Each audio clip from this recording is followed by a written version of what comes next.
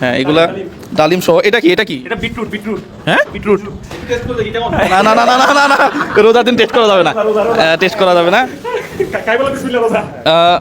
এখানে কয়টা প্যাকেট হবে হাসান ভাই? 100 প্লাস হবে।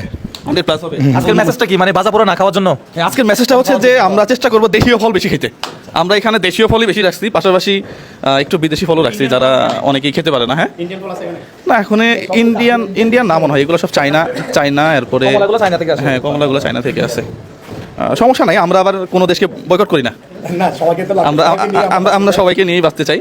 আমরা মানে দেশি ফলগুলো বেশি রাখছি, পাশাপাশি আসলে ভাজা পোড়া একটু কম খাওয়াই ভালো আমার কাছে মনে হয়। ওরা একই তেল বারবার ইউজ করে। বেশিরভাগ মানুষ ওই গেস্টিকের ভাজা পোড়া থেকে হয়, যদিও আমি প্রতিদিন নিজে খাই, তবে এই গেস্টিকটা হয় হচ্ছে ওই ভাজা পোড়া। না ফ্রুটস এটা পাই না, বিশেষ করে দামি আঙ্গুরগুলো 500 টাকার উপরে কেজি, কালো আঙ্গুরগুলো। আর স্ট্রবেরি খুব এক্সপেন্সিভ, আনারস খুব এক্সপেন্সিভ। এখানে কথা হচ্ছে প্রত্যেকটা কামড়ে যিনি খাবেন উনি প্রত্যেকটা কামড়ে স্পেশাল এক এক সময় এক একটা ফ্লেভার পাবেন।